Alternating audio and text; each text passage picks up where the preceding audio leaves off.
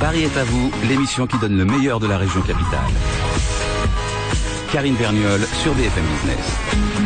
Tendance, rendez-vous, business, spectacle, expo, resto, tout ce qui fait vibrer la capitale est dans Paris est à vous. Et ce qui anime les salles de vente aux enchères et les moindres recoins de la ville lumière, c'est bien sûr l'art, des expos et des événements que traque Olivier de Rinxan à longueur d'année.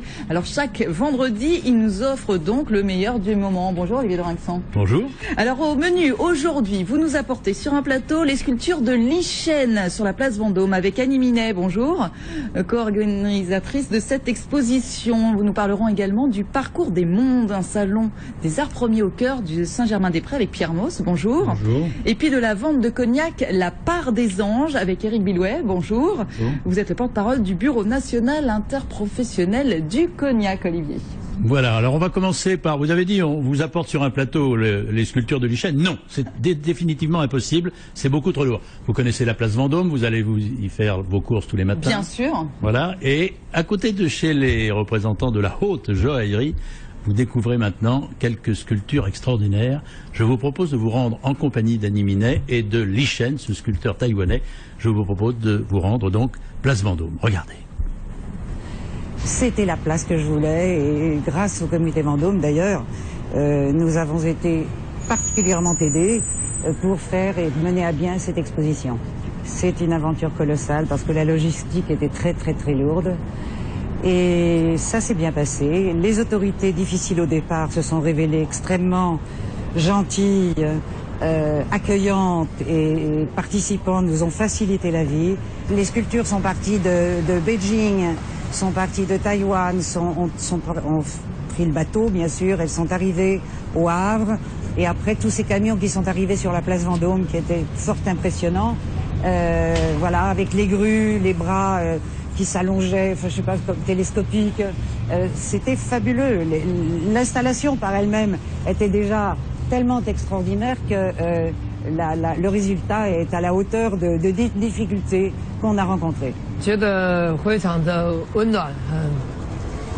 reçois un accueil très chaleureux des Parisiens. Alors Lichen, c'est ça l'expérience de la vie. Vous avez des expériences magnifiques de temps en temps.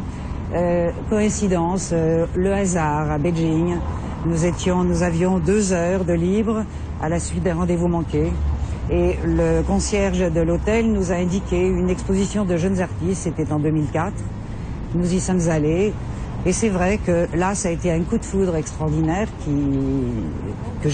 nous avons toujours, mon mari et moi, sur ce qu'exprimait Lichen au travers de ses œuvres.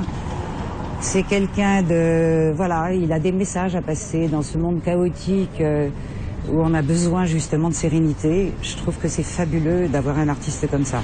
La philosophie probablement de Lichen, notre ténacité, tout ça a fait que nous sommes là, nous sommes contents d'être là et je crois que ça a été une grande victoire et un événement qui va faire parler, et un événement qui a été parfaitement réussi et nous sommes vraiment très fiers et très contents.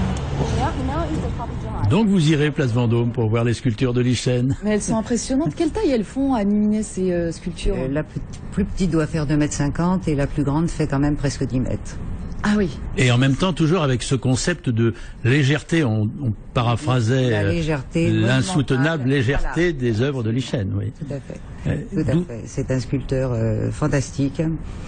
Et on a beaucoup de chance finalement de l'avoir en France et de le connaître, de le découvrir en France parce que bon, c'est une star en Asie, il est un peu connu en Italie puisqu'il a déjà fait la Biennale de Venise, mais en France nous n'avions pas eu la chance de le découvrir. Voilà, c'est fait. Et j'espère que les Parisiens et les gens qui vont voir cette exposition seront ravis et adoreront ce sculpteur. Un peu de mode d'emploi, Annie Minet. La spiritualité, elle est où? Dans la légèreté de ces statues qui flottent au-dessus des nuages? Non, chaque sculpture délivre en quelque sorte un message. Par exemple, Landscape, qui a ce côté, vous avez l'or et l'argent, et ça exprime d'un côté le matériel et de l'autre côté, pardon, le spirituel. Et voilà, c'est presque toute son œuvre qui est qui passe des messages comme ça. Et c'est ce qui est fantastique chez ce sculpteur, c'est qu'il a toujours quelque chose à dire. Et lorsque vous lisez, finalement, on a fait des petites pancartes où on explique ce qu'est la sculpture, etc. Et vous vous dites, une fois que vous avez lu, mais c'est évident, on aurait pu très bien se passer de cette lecture, c'est inscrit dans la sculpture. Quand on se donne la peine, évidemment, de bien regarder. Il y a des gros bébés. Oui, c'est ça, des gros bébés. Et juste une petite question, c'est de la pierre? On est sur quel matériau? Non, on est sur du bronze. Sur du bronze. Du bronze et de l'acier inoxydable aussi. Il y a aussi un peu de charbon au pied d'une des sculptures. Alors, quel est le message là? C'est le dieu du feu. Donc le dieu du feu, l'artiste a absolument voulu mettre des charbons de bois en dessous. Voilà, c'est sa vision à lui, comme ça. Il trouvait que c'était beaucoup mieux.